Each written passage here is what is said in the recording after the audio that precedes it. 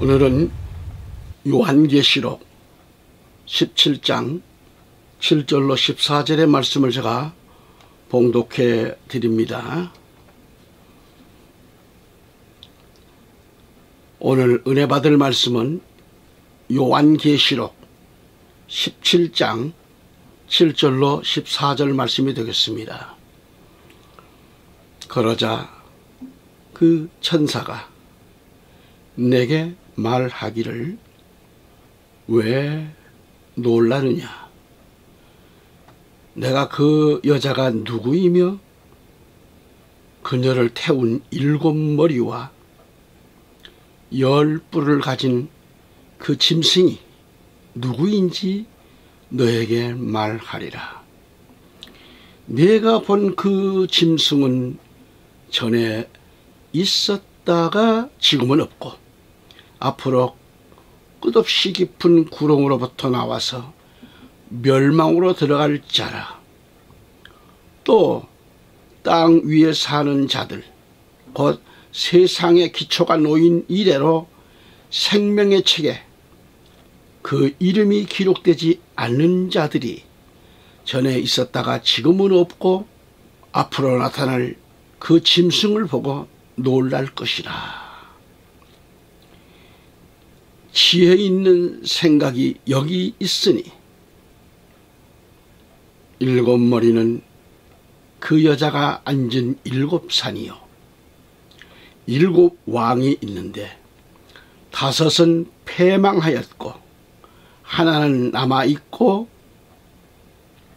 또 하나는 아직 오지 아니하였으나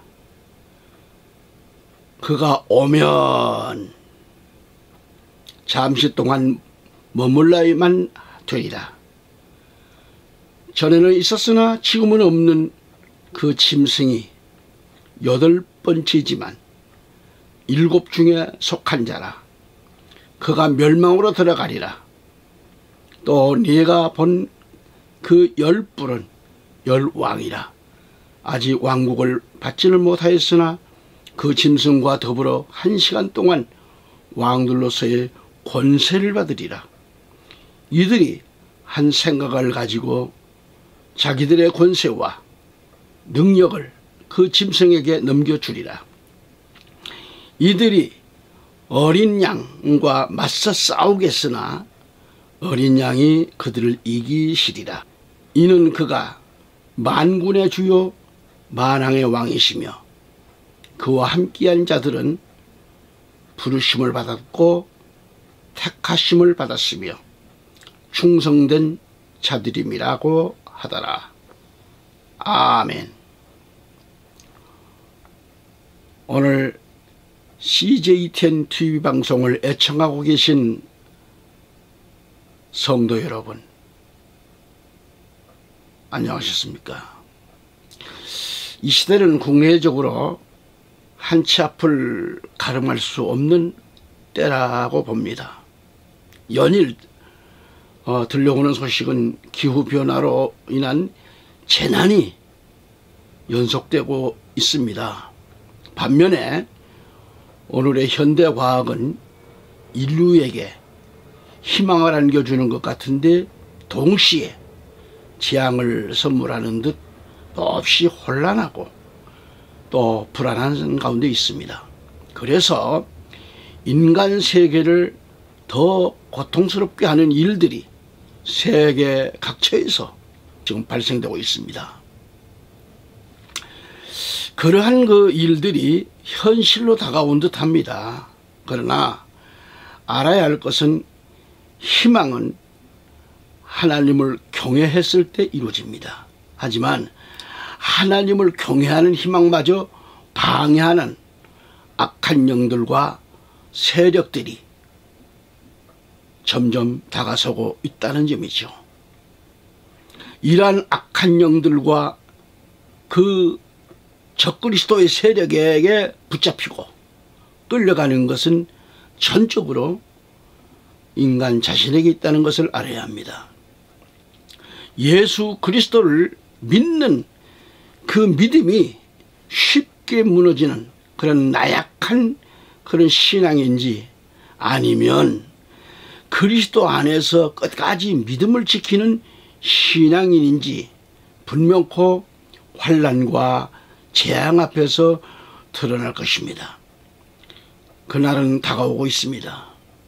인류에게 닥칠 재앙 가운데 하나가 인간들이 하나님같이 되겠다는 그런 교만 때문에 소위 복제인간의 허황된 꿈에 사로잡혀 있기 때문입니다.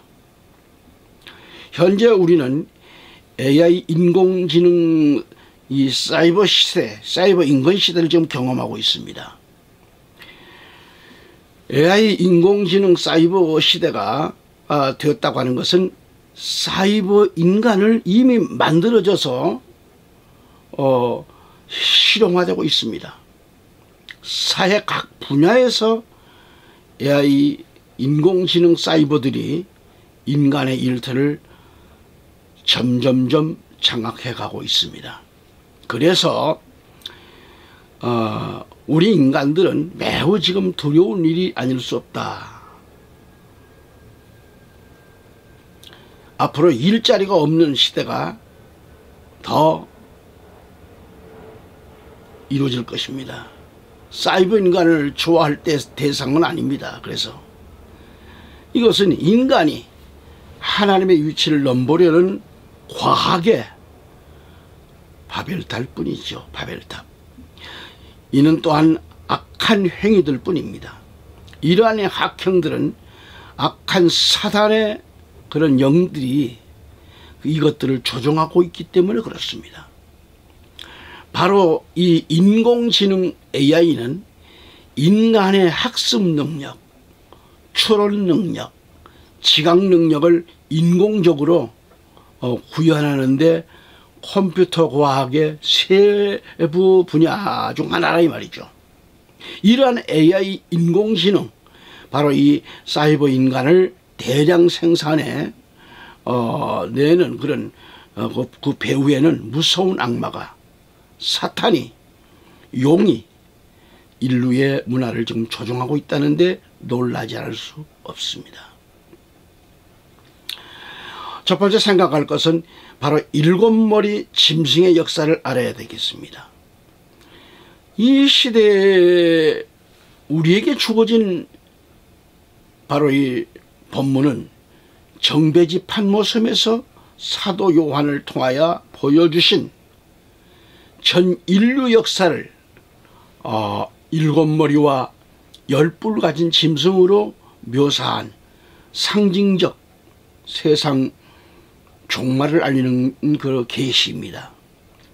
그러니까 계시록 17장 7절 말씀을 보면 그 천사가 내게, 즉 요한에게 말하기를 왜 놀라느냐, 내가 그 여자가 누구인지, 그녀를 태운 일곱 머리와 열 뿔을 가진 그 짐승이 누구인지 너에게 말하리라, 그렇게 되어 있습니다. 이 내용은 천사가 요한에게 지금 말해준 내용이죠. 여기서 여러분께 말씀드리고 싶은 것은 신비라는 단어입니다. 신비. 우리 성경 읽어보면 신비라는 말이 많이 나오죠. 신비라는 이 부분을 짐승이 누구인지 이렇게 좀 제가 바꿔봤습니다. 신비라는 단어는 하문으로 쓰면 어떻게 나오죠? 귀신 신자, 귀신 비자. 그러니까 귀신, 이 짐승이 누구인지 귀신을 얘기하는 거예요. 여기에. 그래서 귀신 신자, 귀신 비자를 안 쓰고 짐승이 누구인지로 제가 바꿔봤습니다.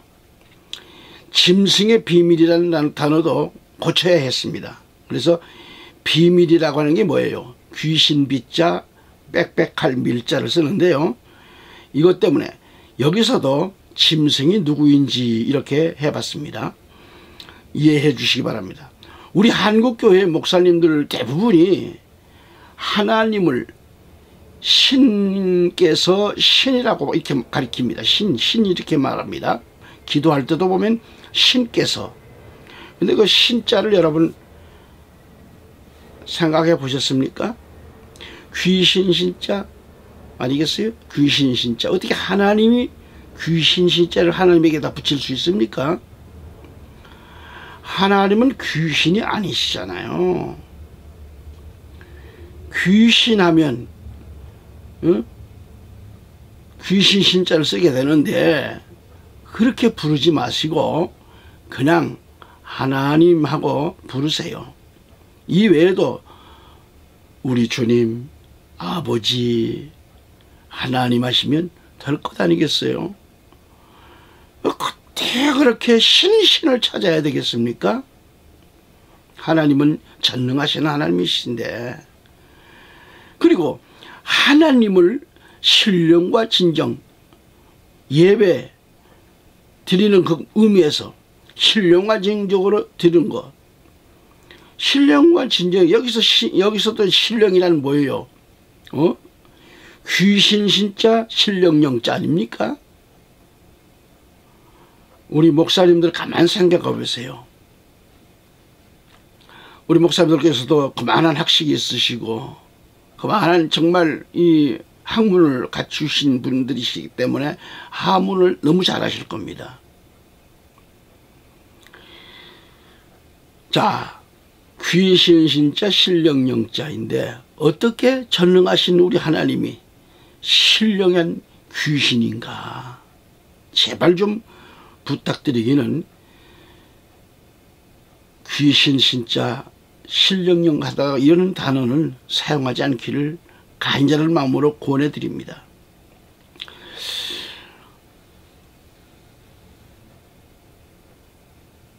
본문 계시록 17장 7절을 보았듯이 여기서 7머리와 10뿔을 가진 짐승의 신비보다는 짐승이 누구인지 이렇게 좀 불러보는 겁니다. 짐승이 누구인지 그렇게 신비를 그렇게 누구인지로 바꾸었습니다.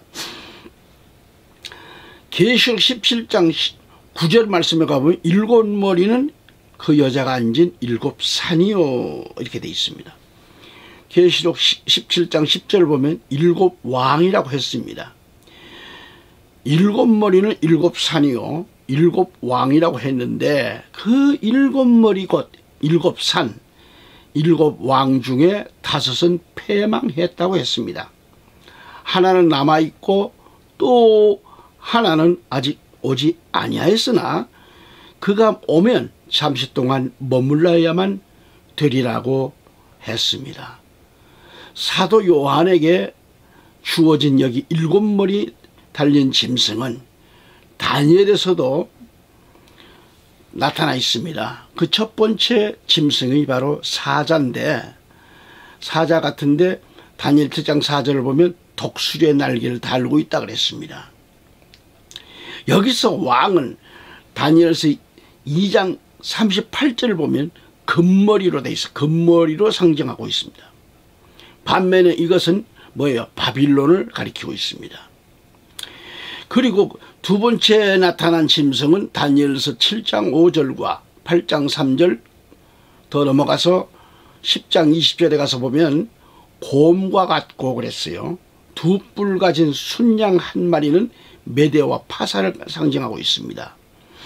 이것은 또 다니엘서 2장 23절과 39절에서 은으로 된 가슴과 팔로 묘사한 것은 우상을 상징하고 있습니다. 셋째로 나타난 이것은 다니엘서 7장 6절의 짐승은 표범입니다. 또한 다니엘서 8장 5절에서 한 수염소가 나와요. 한 수염소. 이렇게 수염소 같은 짐승인데 이것은 다니엘서 2장 32절 39절에서 노수로 된 배와 넓적다리로 묘사되어 있습니다. 그리고 다니엘 11장 2절을 가서 보면 이것은 헬라를 상징하고 헬라를 가리켜요. 또한 다니엘서 7장 7절을 보면 그 넷째 짐승은 큰 철 이 같은 짐승 그랬어요. 철이 같은 짐승이다. 이것은 다니엘서 2장 33절과 2장 40절 40절에 가서 보면 그의 다리는 철이요 그래서 철이요. 그의 발의 일부는 철이며 또 일부는 흙으로 합성된 나라를 가리키고 있습니다. 여기서 다니엘이 보았던 넷째 짐승이 사도 요한 때 세계의 패권을 잡고 있던 로마 제국으로 보는 것이죠. 그런데 본문을 살펴보면 성령은 사도 요한 때 그 짐승을 6번째라고 했고 그 다음에 이 역사상의 마지막 7번째 짐승 곧 7머리 7산이라고 했죠. 7머리가 나타난다고 했습니다.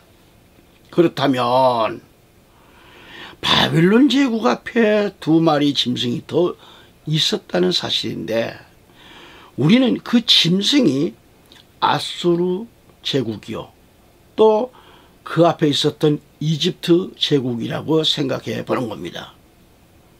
그렇다면 이 7산 7머리 7왕은 첫째 이집트를 가리키고 두 번째는 아수르, 세 번째는 바빌론, 네 번째는 페르시아, 다섯째는 헬라, 여섯째는 로마입니다. 로마. 그런데 이 로마가 패망한 후 역사상에 7번째 짐승이 등장한다고 했어요. 바로 이 7째 짐승은 두 얼굴을 가졌다고 했습니다. 그래서 이 짐승이 죽은 듯 하다가 다시 살아난다고 했어요. 재생로마죠. 재기한다 이 말이죠. 그래서 사람들은 8째 왕, 이 짐승이 8째 왕이라고 했는데 계시록 17장 11절을 가보면 실상은 7째 짐승이 되살아난다고 하는 것이죠. 이때 세상의 10왕, 10국, 10부를 가리키는데 열왕 등은 그 7번째 짐승과 더불어 임금처럼 권세를 부리면서 계시록 17장 12절 13절에 보면 모두가 한 뜻을 가지고 그들만의 능력과 권세를 그 7째 짐승에게 바침으로 그와 동맹한다는 것이 계시의 내용입니다. 이것이 바로 계시록 17장 7절을 보았듯이 7머리와 10뿔을 가진 짐승이 누구인지에 대해 바로 하나의 세계정부, 하나의 세계 국가입니다. 계시록에는 이 7머리, 바로 7머리와 10뿔이 형성되어 가고 있는데 그것이 바로 7산 7왕이죠. 이게 이제 형성되는가 하면은 이 사실을 우리에게 이렇게 지금 형성되고 있다는 걸 잘 밝혀주고 있는 거죠. 그것은 계시록 12장 3절과 9절, 13절, 17절에 이렇게 쭉 나눠서 볼 수 있는데 큰 붉은 용이 주동이 돼요. 주동이 돼서 그의 지배를 받는 바다에서 올라오는 10뿔을 가진 짐승이었습니다. 그러니까 바다는 뭘 가리키죠? 바다는 세상을 가리킵니다. 이는 계시록 13장 1절로 10절을 보면 무실론, 바빌론을 그 국시로 하는 그런 이 세상 국가 권력을 가리키고 있는 거죠. 그 다음에 계시록 13장 11절에서 또 큰 용의 지배를 받고 땅에서 올라오는 짐승이 있습니다. 이 짐승은 새끼양같이 2뿔을 가졌는데요. 그 입에서 나오는 말은 용의 말을 하고 있거든요. 용의 말을. 그리고 계시록 13장 11절 12절에 가보면 앞에 바다에서 올라온 이 짐승의 권세를 행사한다 그래요. 그런데 첫째로 사람들로 하여금 큰 용에게 경배하게 한다는 것이죠. 두 번째는 계시록 13장 14절을 보면 이 짐승은 하늘에서 불이 떨어지게 하는 이적을 행한다는 것입니다. 많은 사람들이 믿음이 없는 사람들은 혼돈을 일으키겠죠. 막 사람들을 미혹합니다. 그렇게 해서 자기가 예수라고 하는 식으로 능력을 많이 행하니까. 셋째로 13장 계시록 13장 14절을 가보면 용을 얘기합니다. 용을 위하여 우상을 만들게 만듭니다. 여러분 잘 알으셔야 됩니다. 넷째로 계시록 13장 15절에 가보면 그 짐승의 우상에게 생기를 부어줘요. 생기를 줘요. 그 짐승의 우상으로 말을 하게 한다는 것이죠. 서두에도 말씀드렸습니다. AI 시대가 지금 다 도래돼서 지금 있는데 그들이 만든 것에 입에서 말을 하게 만든다는 것이죠. 다섯째로 그 짐승의 우상에게 경배를 강요합니다. 그리고 계시록 13장 15절에 짐승 정부에 반대하는 자들은 몇이든지 다 죽인다고 했지 않습니까? 그 계시록 19장 20절에 가보면 이 짐승은 바로 거짓 선지자로 어용 종교단체를 가리키고 있어요. 여섯째로 계시록 13장 17절을 가보면 이 짐승이 사람들의 손과 이마에 짐승의 표를 받게 만드는 겁니다. 그 짐승의 수는 666이라고 했습니다. 계시록 14장 9절로 11절, 또 19장 20절, 20장 4절과 10절을 가보면은 이 표를 받은 자, 이 표를 받은 자들은 어떻게 되죠? 그 결과 반드시 불과 유황으로 불타는 멸망의 옷으로 가게 된다고 했습니다. 또한 계시록 16장 13절 16절 가보면 또 내가 보니 그래요. 개구리 같은 이 불결한 새 영이 용의 입과 짐승의 입과 거짓 선지자의 입에서 나오는데 그들은 기적들을 행하는 마귀들의 영들이라 그래요. 영들. 그 영들은 이 땅과 온 세상의 왕들에게로 가서 전능하신 하나님의 위대한 날의 전쟁을 위하여 그 왕들을 모으더라. 보라, 내가 도둑같이 오리니 깨어있어 자기 옷을 지켜서 벗은 채로 다니지 아니하고 사람들에게 자기 수치를 보이지 않는 자는 복이 있도다 하고 했습니다. 16절에 그가 그들을 히브리어로 아마겟돈이라고 하는 것으로 모으더라 했습니다.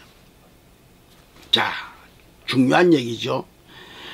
여기서 개구리 같은 불행한 새 영이 용의 입과 짐승의 입과 거짓 선지자의 입에서 나오는데 새 영 가운데 용은 사탄 마귀 옛뱀을 가리키고요. 짐승은 권력을 말하고 그리고 땅에서 올라온 짐승은 어용 종교단체를 가리킵니다. 그리고 개구리 같은 불결한 새 영은 귀신의 영을 가리키고요. 또한 개구리 하면 아주 그 불결한 동물인데 부정한 것을 상징합니다. 그래서 개구리 같은 불결한 새 영이 용의 입과 짐승의 입과 거짓 선지자의 입에서 나온다 그랬습니다. 이 개구리 같은 불결한 새 영은 귀신의 영인데 사탄이 마지막 7번째 짐승과 운동을 배후에서 주장하게 됩니다. 이 7번째 짐승의 주동자를 가리켜 데살로니가 후서 2장 3절로 4절에 가서 보면 저 불법의 사람 곧 멸망의 아들 대적자라고 했습니다. 대적자. 이들은 기적들을 행하는 마귀의 영들이라고 했죠. 그리고 그 영들은 이 땅과 온 세상에 전 세계를 향해 국가 원수들 이런 국가 왕들을 찾아다니면서 전능하신 하나님의 위대한 날의 전쟁을 위하여 그 왕들을 모은다 그랬으니까요. 이 모으는 장소가 바로 아마겟돈입니다.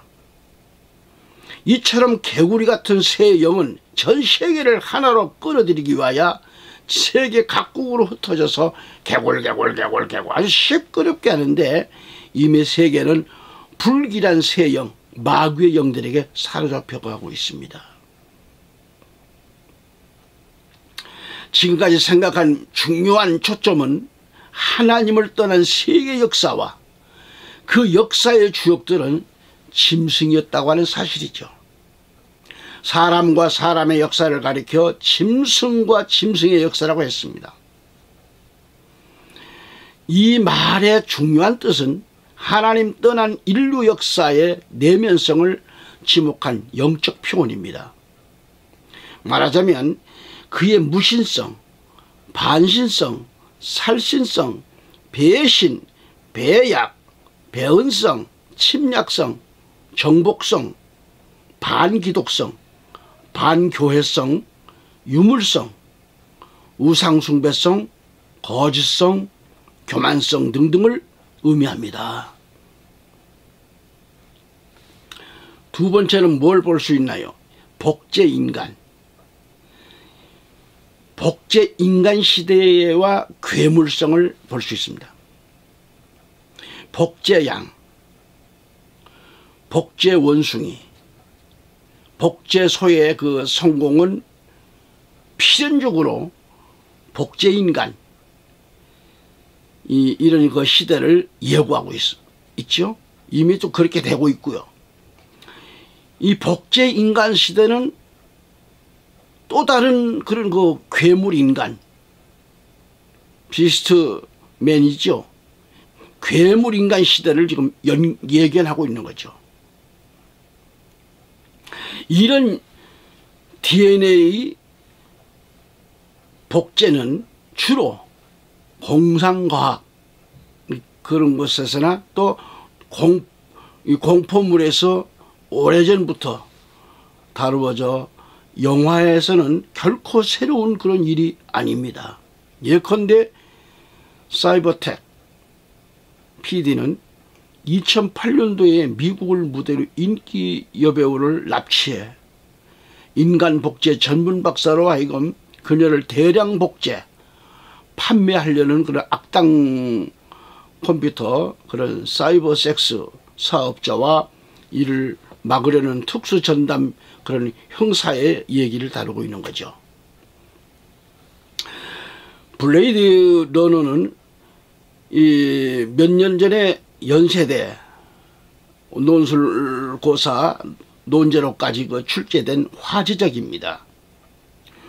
우주 개척에 투입된 복제인간이 반란을 일으키고 진압 임무를 띈 특수경찰이 이들에게 연민과 동화감을 느끼는 그런 미래 사회를 다룬 공상과학 영화입니다. 사이고그 율리시스는 복제인간과 실제인간을 다룬 코미디였어요. 그러니까 복제인간이 실제인간보다 더욱 인간적이라는 데 초점을 맞춰 주었던 겁니다. 몇 년 전에 서울에서 상영되던 닥터 모로노, 이 닥터 모로노의 그 DNA라는 그런 영화도 이런 류의 그 영화로 제작됐는데요. 남태평양 상공을 이렇게 비행 중이던 더글라스는 자바해 부근에서 기관 고장을 일으켜요. 그래서 추락합니다. 고무보트 튜브를 좀 몸을 의지하여서 표류 중이던 더글라스는 그곳을 지나던 과학자 몽고메리에 의해 구조되었고 그를 따라 낯선 열대섬에 상륙하게 됩니다. 그 섬에는 바로 이 DNA 실험에 성공한 이 모로 박사가 인간과 동물의 유전자를 지금 DNA 얘기했죠. 유전자를 결합시켜서 탄생시킨 비스트맨, 이것들을 지배하며 살고 있었다고 하는 내용입니다. 더글라스는 모로 박사의 연구 결과로 태어난 짐승도 아니고 사람도 아닌 아주 기괴한 그런 모습의 괴물을, 바로 비스트맨을 만나게 되고 숨겨진 비밀을 하나씩 밝히고 있는 영화죠. 그래서 모로 박사는 현재의 그 인류보다 우수한 새 인종을 만들고자 사람과 동물의 유전자를 합성해 가지고 조작해서 반은 사람 반은 짐승 같은 그런 괴물을 만들게 되는데, 다시 이 괴물의 DNA를 조작해서 대량으로 복제하는 데 성공한 겁니다. 그렇게 해서 모로솜은 합성원숭이, 합성개, 합성돼지, 합성고양이 등 이른바 복제품으로 들끓고 있는데, 마침내 어떻게 되느냐, 인간이 그들의 공격을 받아서 몰락하게 된다고 하는 내용입니다. 처참하게 되죠. 그래서 저주받은 도시, 오토매틱, 잃어버린 아이들의 도시, 론노맨, 주니어 등의 그 작품들이 바로 복제인간이 등장해 유사한 소재를 다룬 그런 괴물 인간을 소재로 한 그런 영화들이죠. 이런 작품들을 가리켜 일부 평론가들은 미래의 묵시록이라고까지 표현할 정도였습니다. 제가 알고 있는 고려신학교 서영환 교수의 글에 의하면 미국 샌디에고 신경과학 그런 그 연구소의 에반 발라반 박사는 미국산 닭의 그 울음소리와 고개짓을 관장하는 특정 뇌세포를 제거하고 그 자리에 일본산 메추라기의 울음소리와 고개짓을 관장하는 뇌세포를 이식한 결과 메추라기처럼 그게 닭이 메추라기처럼 울고 고개짓을 하는 이상한 닭을 만들어 내게 됐다, 그런 얘기입니다. 이러한 인간 과학의 시도는 여러 류의 사람과 짐승들에게 여러 가지 방법으로 시도되고 참으로 그 결과 여러 류의 괴물 인간의 시대가 지금 이루어지고 있다고 하는데 우려스러운 얘기입니다. 말하자면 괴물 인간 이런 시대, 괴물 역사 시대가 지금 이루어지고 있다고 하는 이 충격적 미래입니다.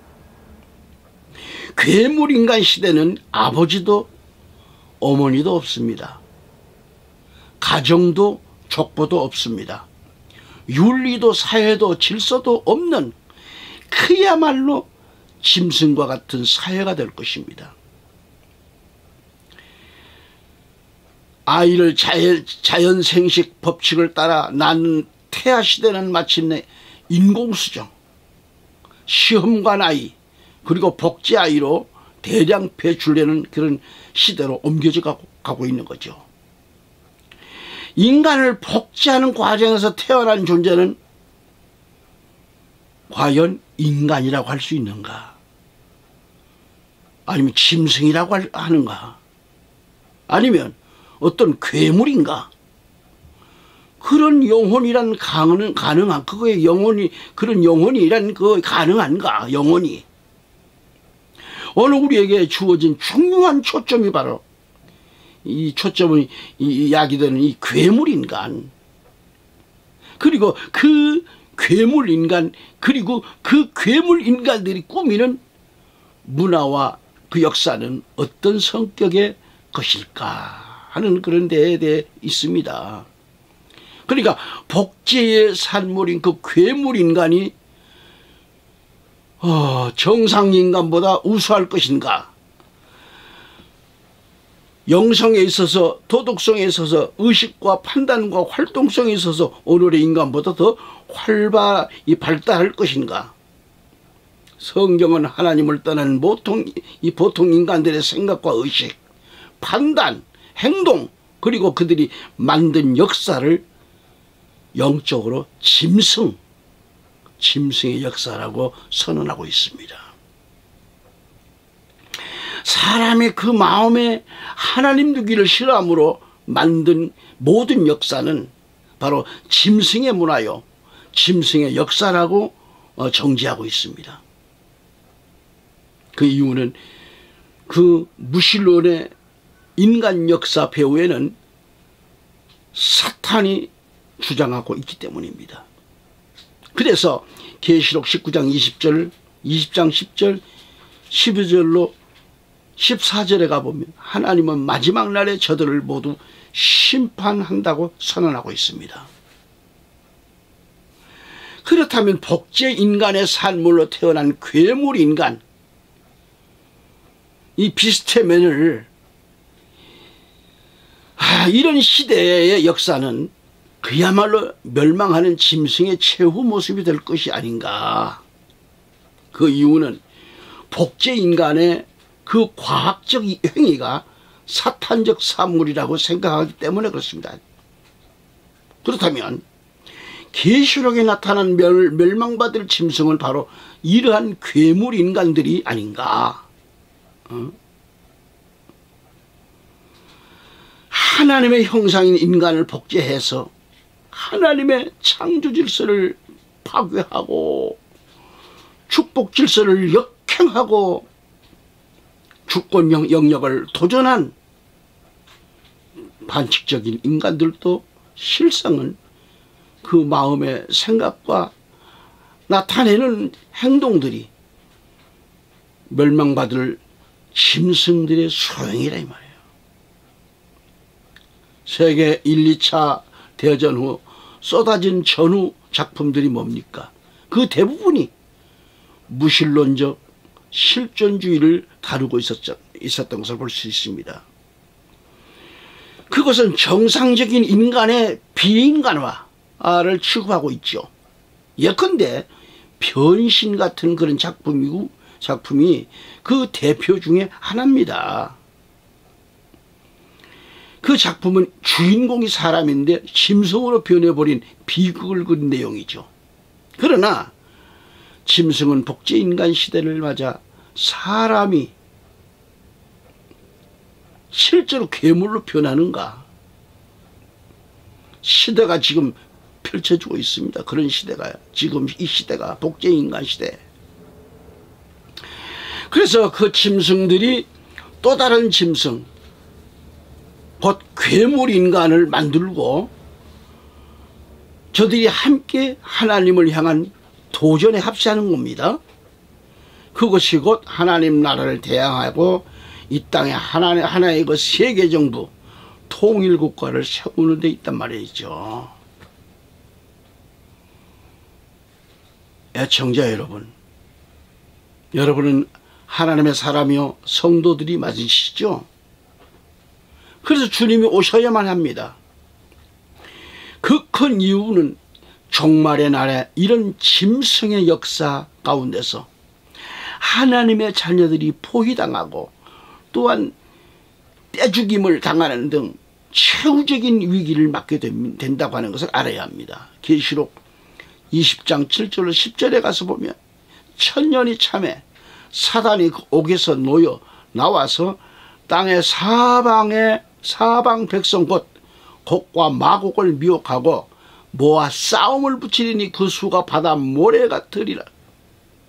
저희가 지면에 널리 퍼져 성도들의 진과 사랑하시는 성을 두르매 하늘에서 불이 내려와 저희를 소멸하고 또 저희를 미혹하는 마귀가 불과 유황못에 던지우니 거기는 그 짐승과 거짓 선지자도 있어 세세토록 밤낮 괴로움을 받으리라 라고 했습니다. 그래서 하늘에서 내 들려오는 음성은 계시록 18장 4절에 또 내가 들으니 하늘에서 다른 음성이 나서 말하기를 내 백성들아 그녀에게서 나오라. 그 짐승에서 나오라. 음녀에서 나오라. 그래서 그녀의 죄들의 동참자가 되지 말고 그녀의 재앙들도 받지 말라고 하셨습니다. 계시록 13장 18절에 지혜가 여기 있으니 지각이 있는 자는 그 짐승의 숫자를 헤아려보라. 그것은 한 사람의 숫자이니 그의 숫자는 666이니라 했습니다. 참으로 하나님의 수는 7인데요. 여기서 1을 빼니까 6이 됩니다. 이처럼 하나님의 완전한 속성과 대비하여 6이라고 하는 것은 인간의 불완전함을 뜻하는 거죠.